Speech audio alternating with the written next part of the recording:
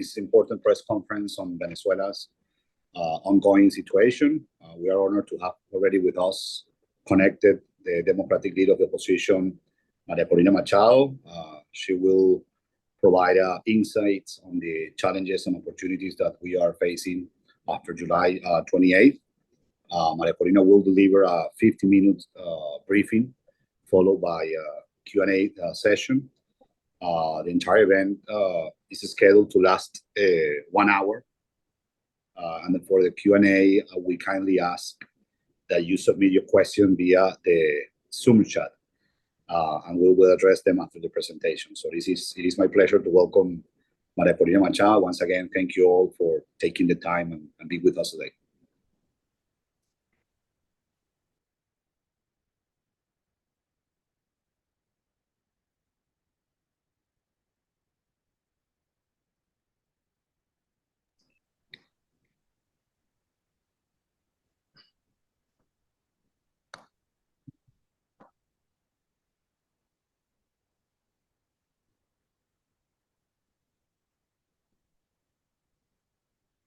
Okay, thank you very much, David, and thank you very much to everyone who are joining us today. Hi, Lucia. I think you are the only one I'm actually seeing, and Mimi, and who else is here? Simeon. The rest I cannot see you.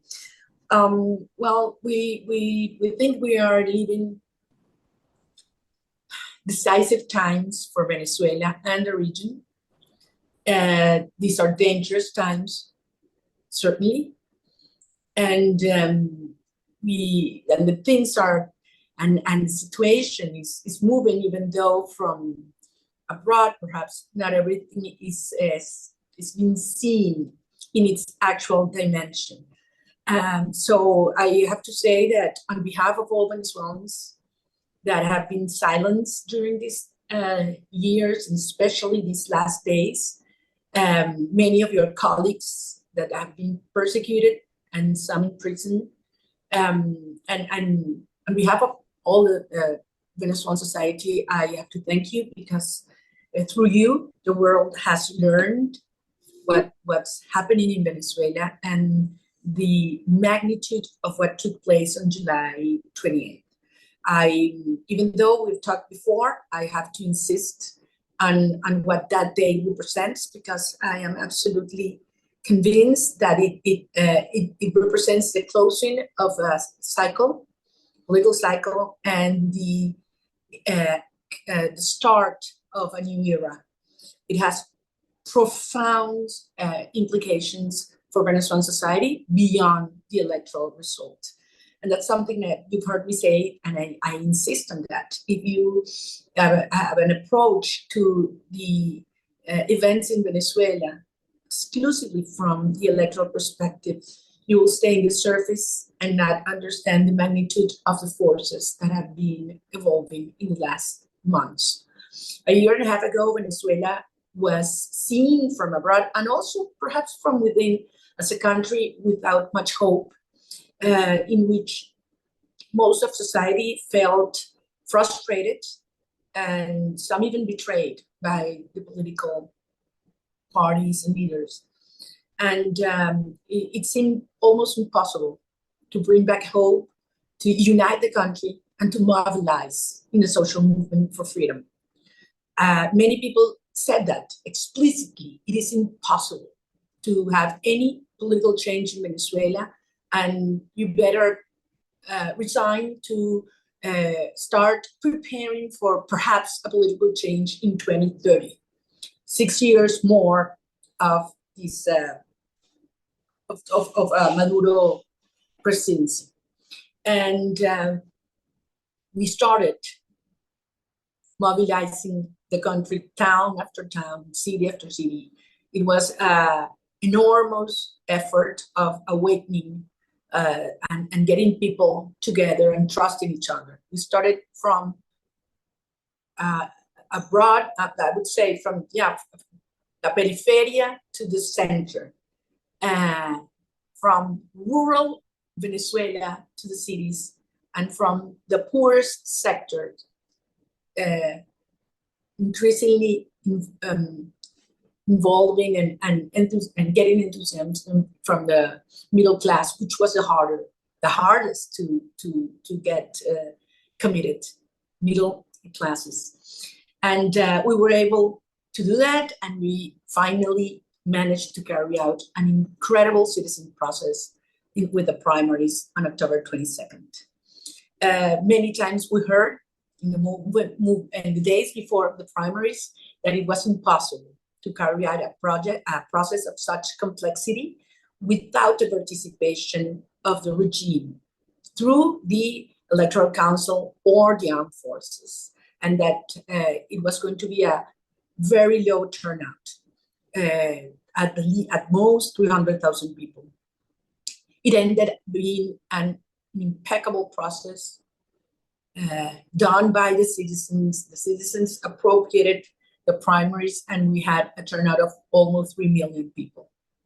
The regime underestimated the Venezuelan society and also the capacity to organize such an incredible and challenging process. Then we had the huge challenge to be able to carry out an election with a unitary candidate. They thought that by banning me from participating as a candidate, we would, simply get out of the electoral route and give up. And we did exactly the contrary. And we were able to find a very brave and honest person, Edmundo González Urrutia, to assume that responsibility. And they told us it was impossible, that Edmundo was not going to reach the final day, that they were not going to let him run, and that people will not be committed to vote for someone that 2 months before no one knew. And we found a way. We were persecuted. We had not even one interview on national TV, not even one interview on national radio.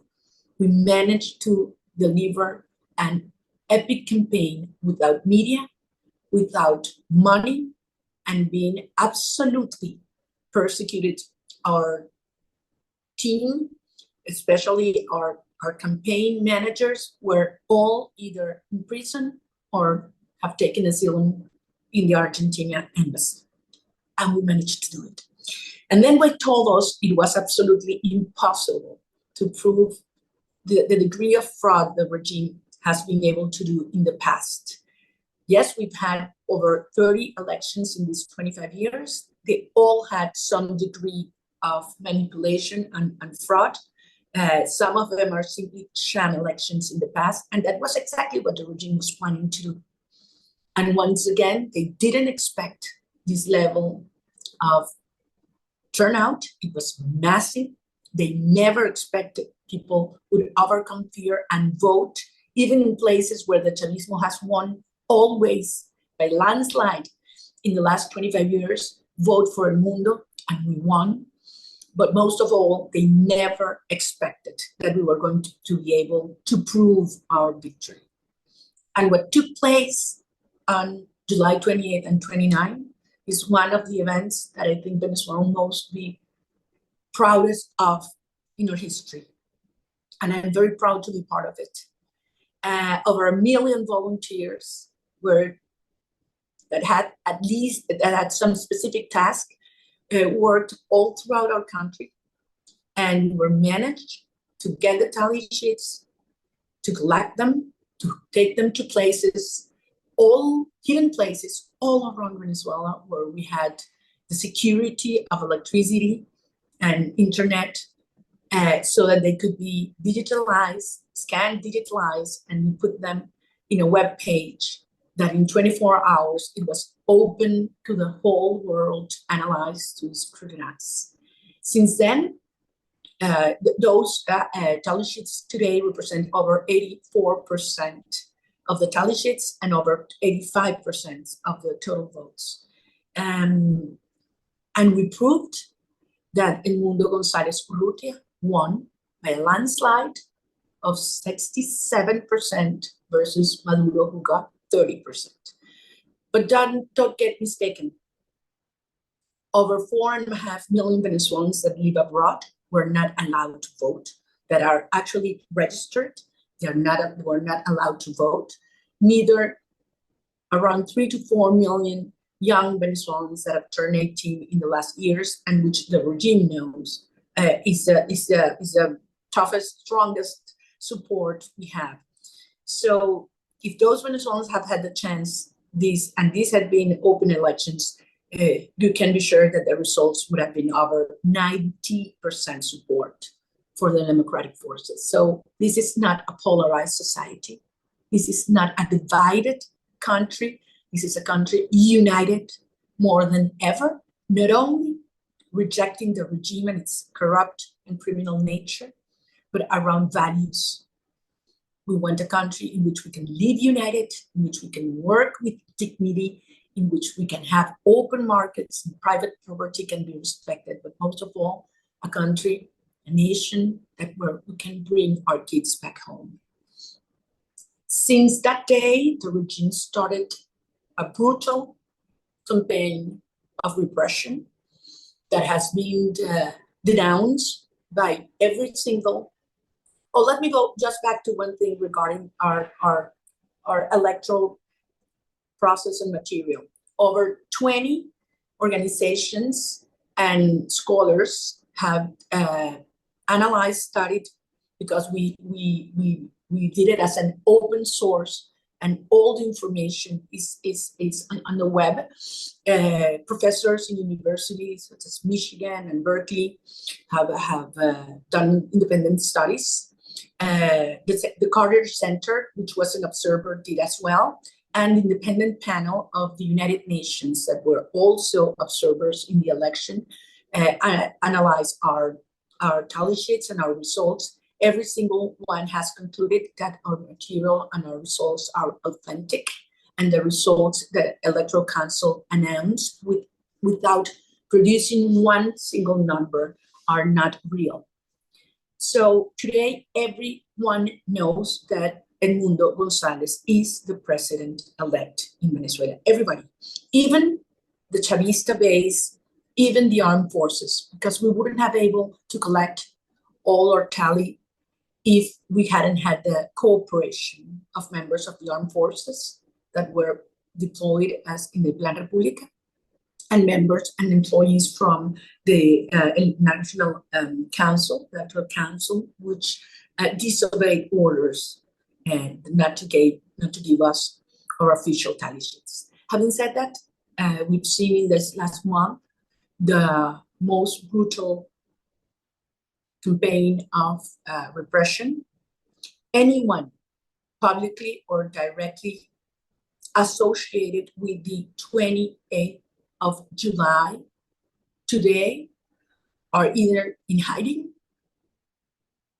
have left the country, flee, are under asylum, or in jail. That's the situation right now in Venezuela. Maduro ordered the strongest, most brutal repression in the hours after the election, and over 2,500 Venezuelans were detained, mostly young and poor people. Many were hurt, tortured, and over 150 children under 18, Venezuelans under 18, were put in prison. They were accused of terrorism, and many of them were forced to record videos supporting Maduro.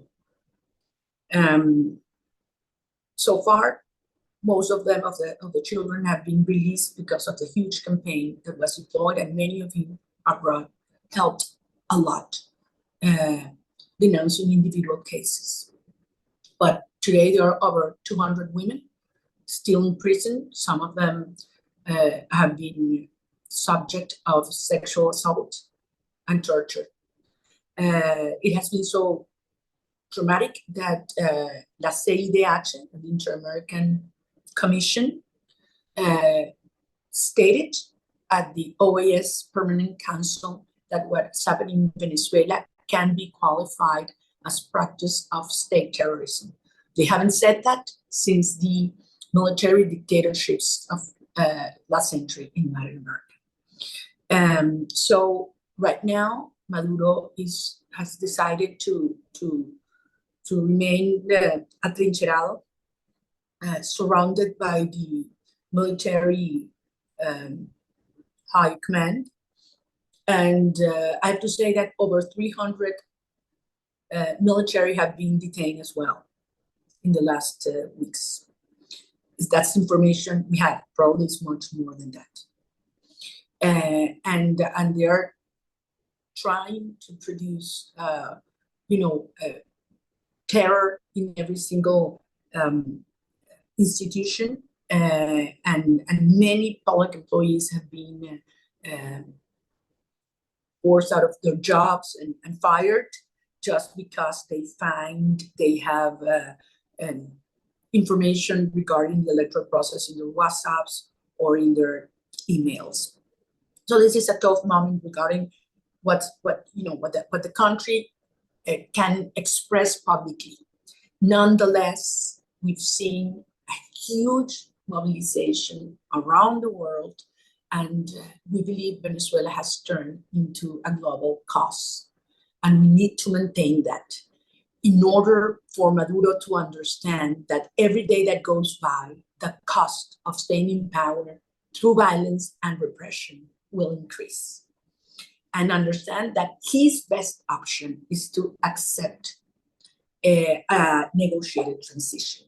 We are not there yet. There are several efforts taking place, such as Colombia, Mexico, and Brazil's. But there's something that we need to say. There's not one single democracy in the world that has recognized the result Maduro announced. So we believe that we've never been in a stronger position in terms of our legitimacy, in terms of cohesion of Venezuelan society, and in terms of the understanding of the international community, what the regime represents, not only for Venezuela, but the threats in the region. I would end just this introduction by making an alarm in terms of the forces that are growing in Venezuela. On one hand, we have a huge indignation because of Maduro pretending to rob popular sovereignty. Second, the rage and fear that they have produced through repression. And the third force I see growing and worries me a lot is how the economy is being shrinking in the last weeks, and especially how this is hurting the poor sectors of Venezuela. We fear that the fourth quarter of this year could come with a decrease, significant decrease in consumption of food and basic needs in this sector. The mixture of all these feelings certainly can produce strong social unrest, but at the same time, an important increase in migration, which we are already seeing happening in Brazil and Colombia. We haven't had the official data from Migración Colombia yet. We've had some from Brazil that it's not official yet, but it's very significant.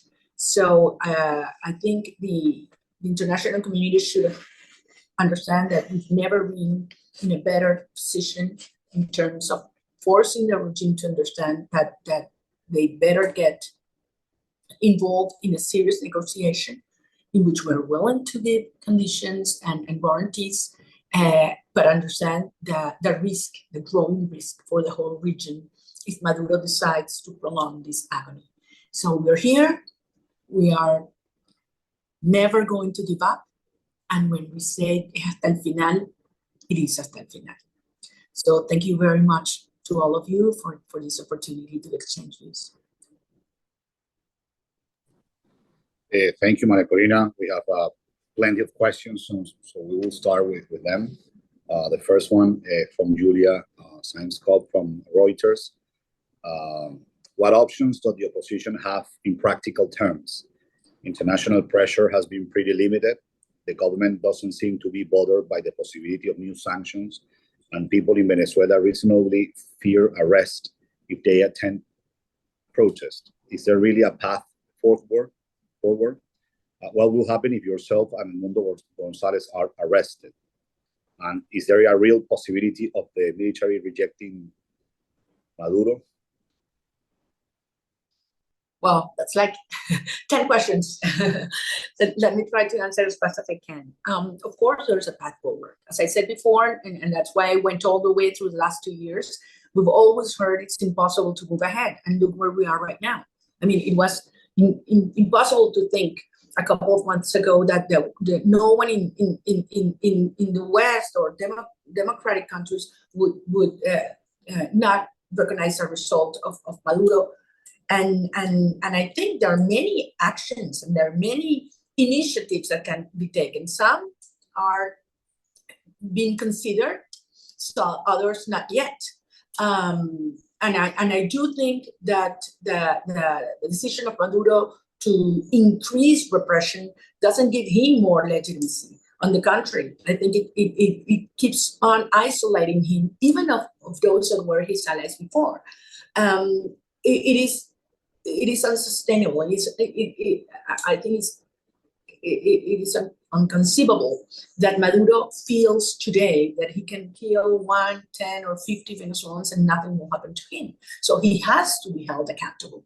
And there are mechanisms in the international community to do that and to send clear messages that crimes against humanity will have consequences.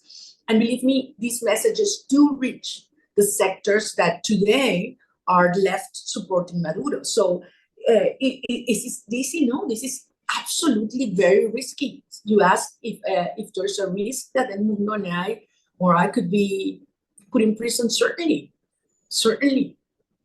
They are looking for us intensively. I mean, they have put in prison people that they thought knew where I am. And that's the reality we're facing right now. And every day we that passes by, new and more members of all political parties are either imprisoned or have to move out of the country. Many have left the country, and it is hard to maintain not only the will to fight, which is there, but the capacity to operate this new wave of actions, a new phase of actions and mobilization that we were putting in place. The last time we went to the streets, on the 28th of August, when a month after the election, well, you know what happened. Viaggio Pilieri, which is the chief of Convergencia, a member of the Plataforma Unitaria, well, he was persecuted for over half an hour by several cars, motorcycles, until finally he was in prison with his son. And believe me, we felt quite hurt that there wasn't anywhere safe where we could send him. So that's a reality we're facing right now, and I am very proud to see how members of all political parties in Venezuela have behaved courageously right now, and we've never been, more united and clear that we need to maintain pressure growing and we need to resist. Thank you. The second question from Nash Kulandalur from the Prospect United Kingdom. We met 10 years ago in Venezuela. The different forces have remained loyal to Maduro. How important is their support, and how do you convince them to support you and the people of Venezuela? David, no te escuché. You refer to the military? Yes, we met with, Nash says on the question, we met 10 years ago in Venezuela. I know. But different forces have remained loyal to Maduro. The different forces? The armed forces. The armed forces. Okay. Okay. How important is there support? Okay. Okay, thank you. Of course, yes, thank you. Yeah, certainly is very important. Certainly is very important because that's today the only thing Maduro has left. I mean, not only the military, also the paramilitary. But I mean, the individuals that are armed and are willing to follow instructions to attack innocent individuals. And as I said before, I believe that we couldn't have been able to collect the tally sheets if we wouldn't have had the support of the base of the military. And within the institution, it is obvious that they know what happened, and there's great conflict. Nonetheless, I'm not prepared to tell you, or I don't think we have enough information regarding the degree of divisions that might are happening, that should be happening as we speak. But I know they are, because they know the truth. So one of the things we need to keep on doing is letting it clear for the armed forces that this system is not sustainable. That regardless of what Maduro tells them, and one of the things is that the world will look the other way around soon, because it will get tired insisting on pressing Venezuela, and that's part of our most important task, to have the world understand the degree of damage Maduro is doing, not also to Venezuela but the region, and the opportunity we have. I think it is obvious that in a world that it has been so polarized, even in the United States right now, with a very particular election, you see Venezuela is a bipartisan issue, and the support we are getting from Congress and the two houses and the House and Senate and the two parties it's an evidence that Venezuela is being seen as an issue of maximum priority and national security. And that is happening also as well in Europe. We're seeing that there are very few issues that get the 27 countries together with a unique position. That is happening in Latin America as well.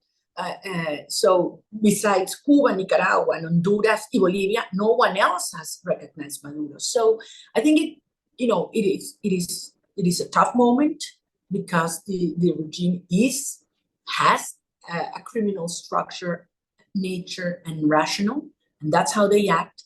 But I am convinced that we are moving ahead every day that goes by, and we have to stay alive and free. That's one of our main challenges, certainly. Perfect. We have the third question, Samantha Schmidt from the Washington Post. I would like to know, what steps do you think the U.S. government should be taking next in Venezuela? Do you think the Biden administration should maintain existing oil licenses in Venezuela? Should sanctions be tightened anyway?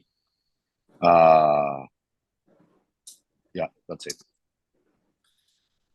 Well, Samantha, thank you so much, because you've been very close to all this process, and I highlighting individuals that are extremely courageous, and I think it's important to put face to the numbers, and beyond us, that the Venezuelan citizens that feel this is an existential struggle, much more than an electoral one, even a spiritual one. That's why this is so strong. And that's why this has no way back, I certainly think the United States should do much more. And I've been very clear to them and to other countries. I think that perpetrators of human rights violations and crimes against humanity should know that they will be held account, because it sends a message to the rest of them not to do that, not only in the military, but also today in the judiciary system, including el Fiscal General de la Nación, which it's hard to refer to him as that, because he clearly is illegitimate, but also has committed himself numerous crimes. And he has turned into one of the main tools to persecute and silence society. So I think these messages should come clear to the regime and to these individuals. Regarding the oil sector, if there's someone that believes in opening markets and turning Venezuela into the energy hub of the Americas, it's us, it's me. And I do think that these companies should understand that it is in their best interest, as well as Venezuelan creditors, for a transition to democracy as fast as possible, and not supporting the regime. I think that for the first time in 25 years, we have aligned the interest of every single stakeholder with a transition in Venezuela. And I'm even talking about the creditors and Venezuelan bondholders that, some of them have been one of the main supporters of the regime in the last years, and promoting lobbying and other actions to normalize the situation, and even sometimes to wash the face of Maduro in front of the rest of the world. Today, our belief is that most of them understand that there's no way Maduro will be able to restructure the debt, and that they will not be paid if the regime stays in power. So even their interests are aligned with a peaceful and organized and stable transition. So I think that the companies that are currently in Venezuela are thinking into coming to Venezuela, they also start to evaluate the cost in terms of reputation and goodwill that anyone close to Maduro will, Spain right now, will pay in the days to come. Next question is María José Noriega Ramírez from El Espectador de Colombia. I have this question for you. How to reach out to the circle that surrounds Nicolás Maduro, who currently supports him, and what could the opposition offer them to generate a break that could eventually lead to a transition? Well, María José, there are some people on the circles of the system that have reached to us. There are some that understand that this is not sustainable. Of course, they are terrified. And there are other actors, international actors, that are using their connections to Maduro currently to try to show him that it is also in his best interest to sit down in a serious negotiation. I believe that Maduro's leverage to negotiate is not increasing, but on the contrary, is decreasing because of the abuses he has committed regarding human rights and the situation of the country, which is deteriorating every day. So I think we need to keep doing that. We use different channels, and I think that some initiatives such as the one being carried on by President Petro and Lula have that objective. How effective they have been? Well, probably not what we expected, but certainly the message has been carried on. And we have been clear that we are willing to give incentives and guarantees, but those specifics will be subject of the negotiation. Tom Phillips from The Guardian. Given the arrest of several close allies, the arrest warrant issued last week against Edmundo González, and the recognition from Celso Amorín here in Brazil a few days ago that authoritarian escalation is underway, do you and Mr. González plan to stay in Venezuela, or do you believe you will be forced to seek exile abroad. Is it really possible to stay in Venezuela given the dangerous times you said the country was living through? Tom, every day that goes by is harder. That's true, and riskier. That's true. And we face a ruthless regime that is able to do anything in terms of forcing people, blackmailing people, threatening people, families. I mean, they have no limits in their cruelty. That's true. Nonetheless, I believe my duty is to stay in Venezuela, close to our teams and our people that are either in prison or hiding, and doing as much as we can to take care of ourselves. Ion Wells from the BBC, thank you for doing this. Could I please ask, the international community has largely not recognized the result, but has also not recognized Edmundo González as president. Do you think it is time that they should? And what would you like countries like the US and the UK do next? Well, thank you very much. I certainly think they should recognize Edmundo González in what he is. I mean, everybody knows that Edmundo González won by a landslide. I mean, no one questioned that. For some time, they insisted, and we understood, certain countries to demand the regime to produce intelligence.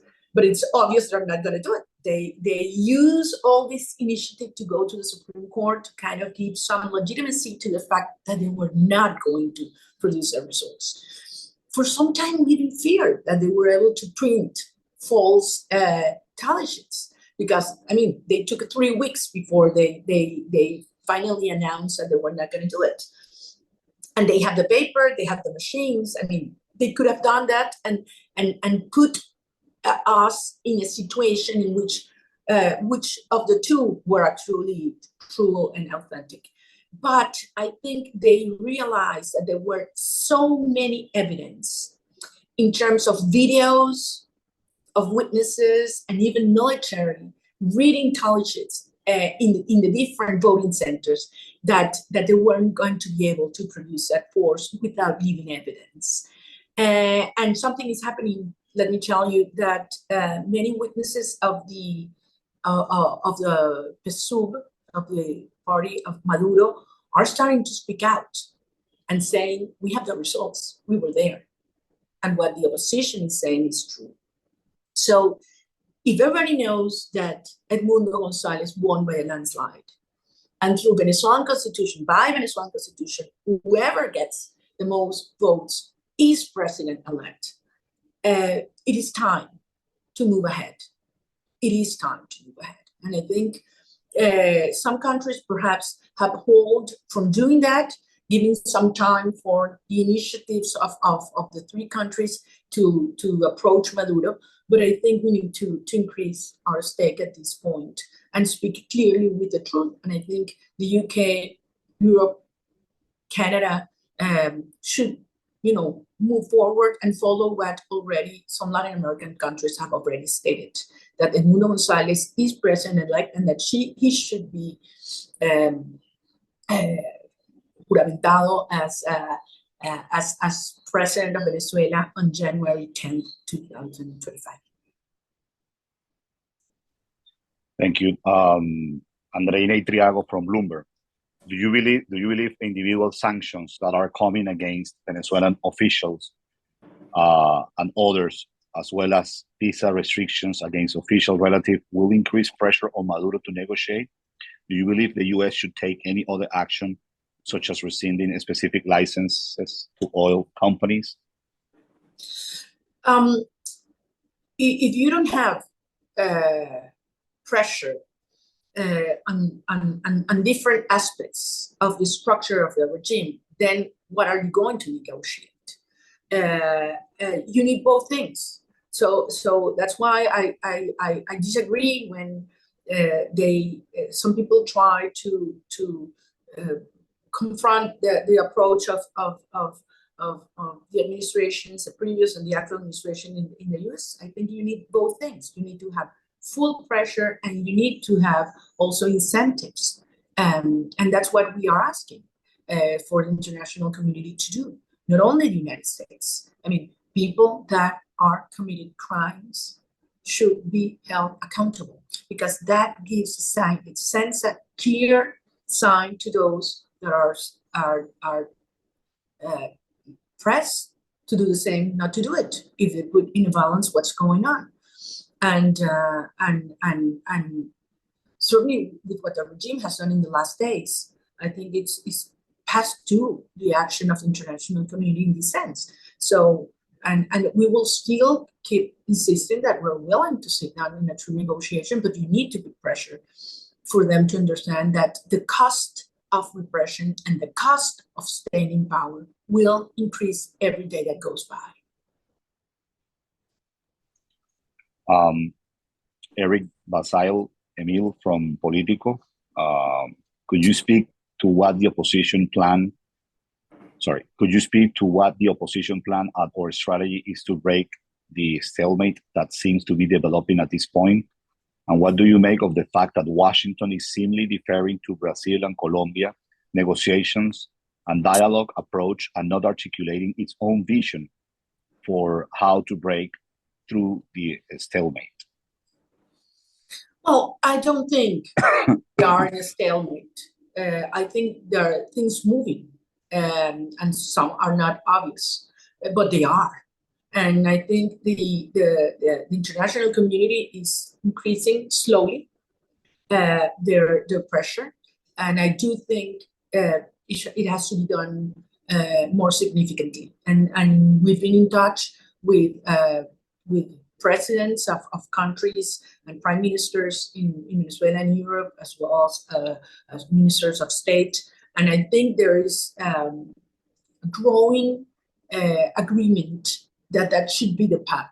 And I do think the United States should do that as well, with getting a lot of support from Congress since they came back, and initiatives from Congress, bipartisan initiatives, are moving in the same direction.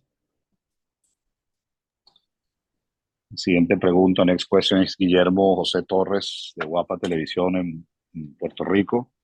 I'm going to translate.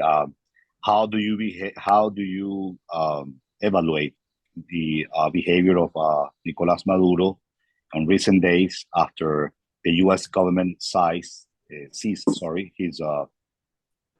his plane in Dominican Republic, and the pressure that the U.S. could be doing against Maduro's regime? You know, I think many of the reactions Maduro and his allies are taking these days, I think, are delivered, or the target is what's left of their groups, their party, and sectors in the armed forces. I think they're speaking mostly to them because they know what's going on within these groups and institutions. I don't know if you realize the magnitude. How do you say descalabro in English? Someone help me, Patricia. Someone help me. I don't know. Well, the crackdown. The crackdown, yeah. Mm-hmm. Of the Chavista structure and movement. I mean, if you look at what happened on July 28th, he lost in every single state and over 90% of the counties. In places that the regime used to win with 80%, 90% of the votes, they lost. So this is huge in poor areas, in rich areas, in rural areas, in urban areas. I mean, all around the country, they lost total possibility of social control, and their own mobilization failed. They are aware of that. So yes, these reactions try to convey the idea that they are uncontrolled, and that's Venezuela's been normalizing. That is not true. What's actually happening, yes, they have put a terror in all sectors, but society is regrouping, and we will maintain our pressure and new ways of mobilization under these circumstances that keep our people as safe as possible. And in this sense, we have to be resilient. We need to be very intelligent. We need to be audacious, and at the same time prudent to protect our people. But we will not stop, and we will not give up. And they know that. They know that. That's why this moment is so dangerous, but at the same time decisive. And our main task right now, I think it's my main responsibility, is to maintain the will to fight, alive and growing. Because believe me, beyond fear, the worst effect, or the tool that produces the most damage on our movement is its demoralization. And they use that. And they use people that are supposedly in the opposition to produce that, to get the idea that we are in a stalemate or that Maduro is consolidating. And that's absolutely false. Regina Garcia Cano, the Associated Press. Beyond criticism, expressions of concern, calls for the release of the actas or tally sheets, and even called for investigation from the ICC. What practical steps do you believe the international community must take for Maduro's government to recognize the results you made public after the election? What is your interpretation of Maduro's cabinet reshuffling? Well, I would say, Regina, all of the above, and there are many others that have been put in place previously. I've been thinking of what took place around the world with the transition to democracy in South Africa, and what the world was willing to do at that moment. And they turned Venezuela into, they turned South Africa into a world cause. And that's what we're doing right now. We want to engage not only with governments, but with the people. We want to have the people, Democrats all around the world, Europeans, Asians, African, of course, Latin Americans and Americans, North Americans, to understand how, important this moment is, even for them. Of course, for, ethical reasons and solidarity with human rights and freedom. But beyond that, what would mean for the world if Maduro would consolidate by force? What would mean for the region? I mean, we could have in a couple of years or even less, 4, 5, 6 million of Venezuelans fleeing. What it means to have El Tren de Aragua and other transnational crime organizations having, the support of Maduro regime. Maduro's alliance with Iran and Russia and Syria, what it means having that, ¿cómo se dice? Beach, ay Dios, ahí voy a necesitar ayuda de ustedes. ¿Qué quiere decir? Iván, Siria. The window, sí, la punta de playa, o sea, como el punto de entrada and operations in the region. And I do think that the idea that it wasn't possible to have a transition, that it wasn't possible to defeat Maduro, had been created throughout the world, and certain sectors, financial sectors, as I mentioned before, energy sectors, as we've said before, because there were some actors that had interest in the very short term. And I think that was very short-sighted, because I think it's been proved that the nature of this regime doesn't give an opportunity to Venezuela to develop in any sector, even in the energy. On the contrary, if we have a transition to democracy, Venezuela can turn in the strongest ally of the US and Western democracies in terms of our energy opportunities, not only in oil and gas. So, as I said before, I mean, this is a critical moment. Georgina, the world needs to act. They have a toolbox, and that has to be coordinated with intelligence, creativity, and strength. And that's what we're demanding right now. I mean, we the Venezuelan people have done everything. Everything. We built the strongest social movement against a tyranny. We competed with the rules of the tyranny, absolutely unjust and asymmetrical. And we won, and we proved it. So if the world or some government is thinking to look the other way around, imagine where sovereign will and popular sovereignty and vote as an institution ends up in the Western world. Then it would mean that, you know, elections are worthless, and that is something that we cannot let happen. And we need you at this point, because your colleagues in Venezuela, you are aware, have been practically silenced. So not people even fear to retweet one of my messages nowadays. So we need to overcome this. And while we, you know, bring these forces back and act in this new phase and reality, we need the world to understand and to press in the direction we are moving. Haley Hunt from the MSNBC. What is your message to President Biden? And can votes and democratic ideals ever win over authoritarianism? Tell me about it. Yes, Haley. We are on that. Sorry about the comment, but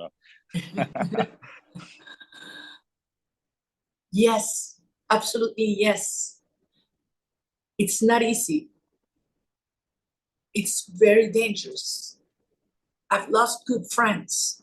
Just last week, the person that was free, that I most trusted, was kidnapped.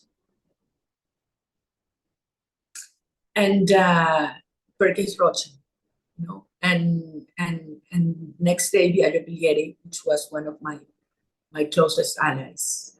So we do not underestimate what's going on and what they're willing to do.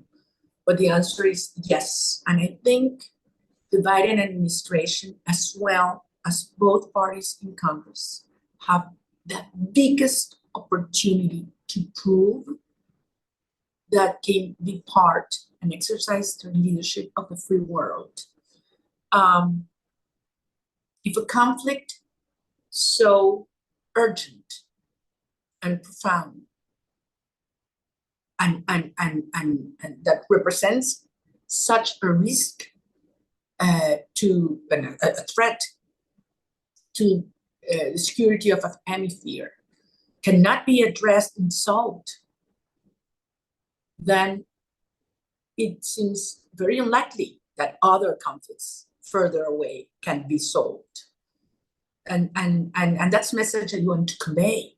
I mean, this is urgent. I mean, this, I know migration is one of the issues that most concern the American society nowadays.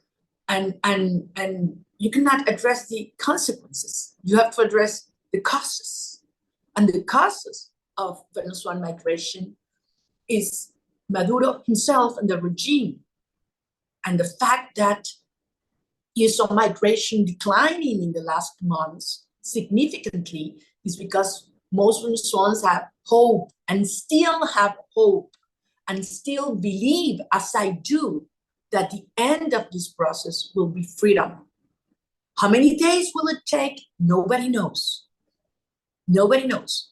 But I am absolutely convinced that every day that Maduro prolongs the agony, the damage is huge, not also for Venezuela, but for the region. And as I said before, never before we had aligned all the interests, all the vectors of stakeholders in one same direction, which is an orderly and sustainable transition to democracy. And that's where we are moving. We wish we could have been faster, certainly. But this has made evident that we are not facing a conventional dictatorship. It is a criminal system. And that's how it must be addressed. And as I said, there are many things that could be done in addition to those that are being put in place right now from the international community perspective. We have reached the hour already. I think we can say a few more minutes, I've been told, but probably not all the questions could be answered because it's already 11 a.m. So I'll go with the next question. Stefano Posebon from CNN International. On November 5th, the US will have a new president. While President Trump embraced a maximum pressure strategy during the Guaidó days, the Biden-Harris administration gambled on deeper engagement with Maduro, which led to the July 28th election. How do you think either of the two candidates could help the Venezuelan cause once a new administration is in place? And can you confirm whether you spoke with either of the candidate teams?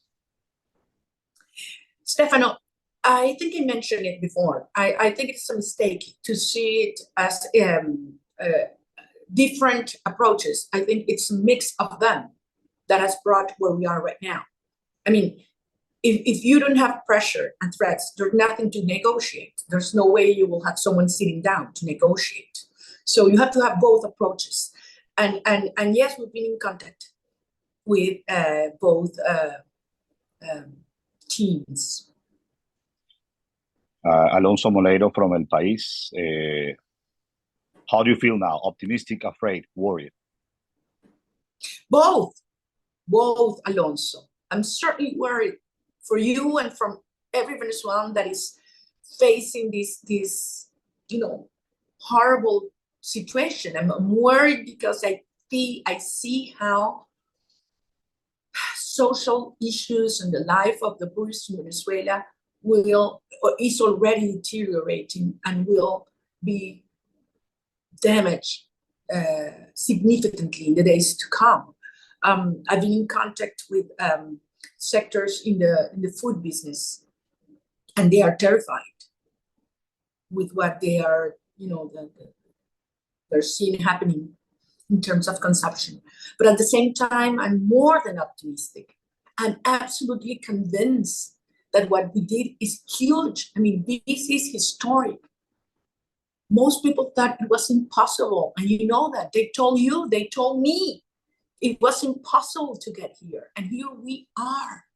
And we have to feel very proud of what we did. And we have to recognize the strength we have.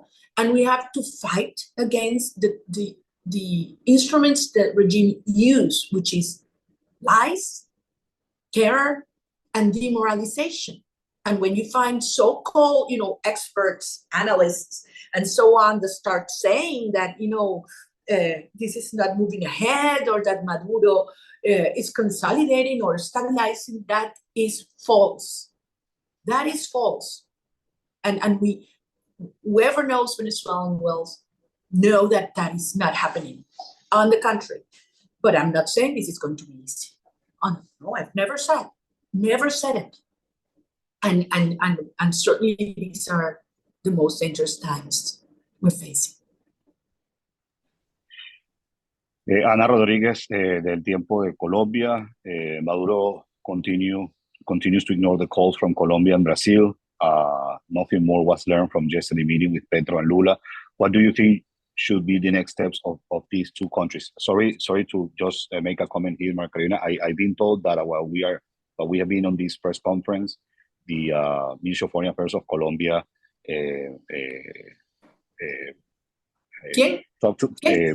Canciller Murillo, habló a la prensa, and he said that the meeting yesterday with Maduro did not happen, and they are now trying to reschedule. So, what do you think should be the next steps of Brazil and Colombia?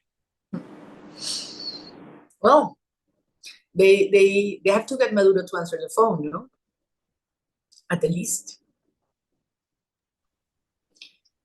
Indeed. Lucia Newman, Al Jazeera.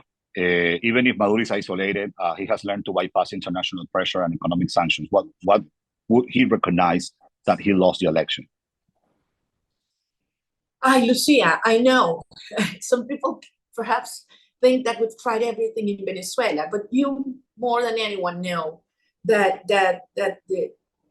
every situation is different, you know, and we are not the same country that we were a year ago. I would say 2 months ago. And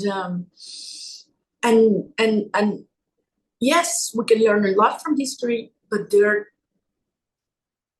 different forces evolving in the world nowadays. And you know, I think what we lacked in the past was the right coordination among all these strategies. Today we have a legitimate leadership in the opposition, legitimate, because of the primaries and because of the election. We have a united nation that goes beyond the immediate political parties.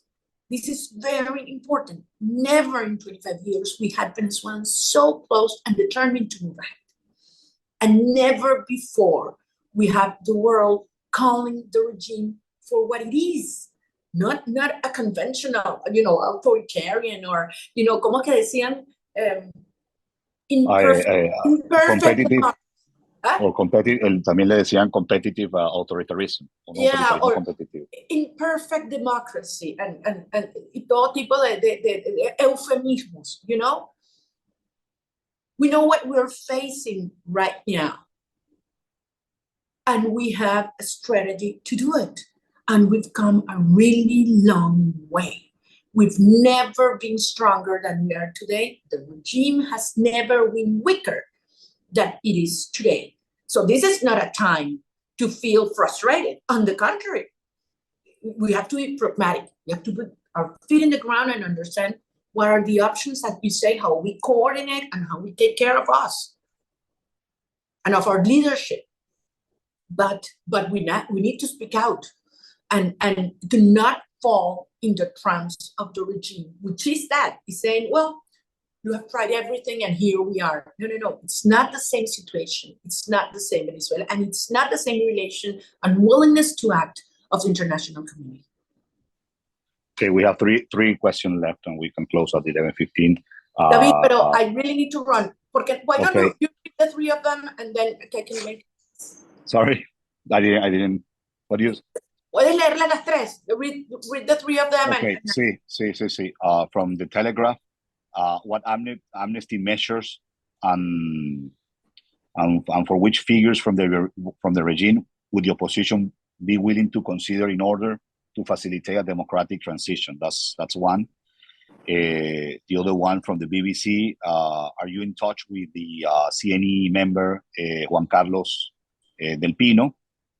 And the last one, from the Italian daily La Repubblica, could the Holy See help in finding a solution and how? That's it. Okay.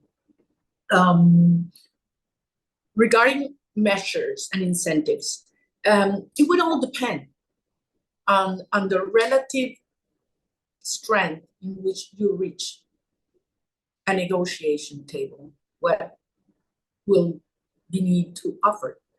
I do not think it is proper to enter into specific incentives or measures, but I do think that Maduro's negotiation position deteriorates every day that passes because of his obvious and cruel violations of human rights. We are certainly willing to give incentives for this process to move ahead peacefully and orderly. Secondly, yes, I've been in touch with Juan Carlos Del Pino. And third, I do believe the Vatican and the Church, the Catholic Church, has an important role to play because it's a very much respected institution in Venezuela. And I do think they're doing some things and can do more. So I guess I'm praying for that to happen. Well, thank you, Maria Corina, for your time, because we know that you are extremely busy, and thank you all for joining us today. Thank you so much. And the only thing I to can say, you know, many of you have been extraordinary in terms of what you have done, conveying the impressive achievement the Venezuelan people have done. And this has been epic.